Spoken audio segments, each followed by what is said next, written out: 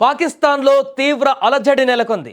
మాజీ ప్రధాని ఇమ్రాన్ ఖాన్ చనిపోయారనేటువంటి ఒక వార్త ఆ దేశవ్యాప్తంగా ఆందోళనకు రేకెత్తించే విధంగా మారింది. అసలు పాకిస్తాన్ మాజీ ప్రధాని ఇమ్రాన్ ఖాన్ బతికే ఉన్నారా, లేక జైలు గోడల మధ్య ఆయన ప్రాణాలు గాల్లో కలిసాయా? ఇప్పుడు ప్రపంచవ్యాప్తంగా వినిపిస్తున్న ఏకైక ప్రశ్న ఇదే. సోషల్ మీడియాలో ఆయన చనిపోయారనే ప్రచారం జోరుగా సాగుతోంది. హత్య చేశారని కొందరు అంటుంటే అనారోగ్యంతో చనిపోయారని మరికొందరు. కారణం ఏదైనా ఆయన ఊపిరి మాత్రం ఆగిందని గట్టిగా నమ్ముతున్నారు.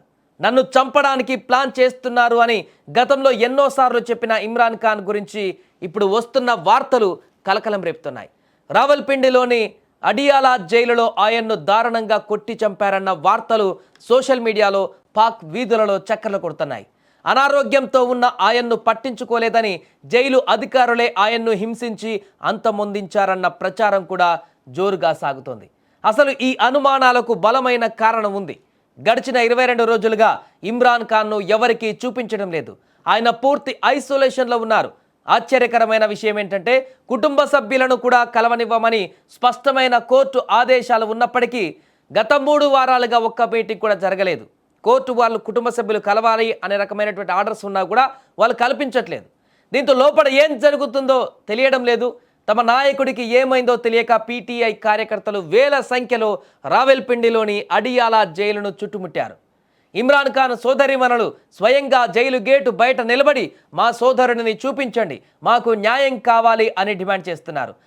2023 ఆగస్టులో ఇమ్రాన్ ఖాన్ను అరెస్టు చేశారు. ప్రధాన ఆరోపణ తోషాఖానా కేసు. అంటే ప్రధానిగా ఉన్నప్పుడు విదేశాల నుంచి వచ్చిన ఖరీదైన బహుమతులను అమ్ముకున్నారని ఆరోపణ. ఆ తర్వాత దేశ రహస్యాలు లీక్ చేశారని, భూముల కుంభకోణం చేశారని కేసులు పెట్టి రావెల్పిండిలోని అడియాలా జైలులో బంధించారు. 2023 ఆగస్టు నుంచి జైలులో ఉన్న ఇమ్రాన్ ఖాన్ ప్రాణాలకు ముప్పు ఉందని ఎప్పటి నుంచో ఆందోళన ఉంది. ఇప్పుడు ఈ మౌనం ఆ ఆందోళనను నిజం చేస్తుందా అనే అనుమానాలు బలపడుతున్నాయి. అడియాలా జైలులో ఏం దాస్తున్నారు? ఇమ్రాన్ ఖాన్ క్షేమంగానే ఉన్నారా, లేక బయటికి పొక్కిన వార్తలే నిజమా?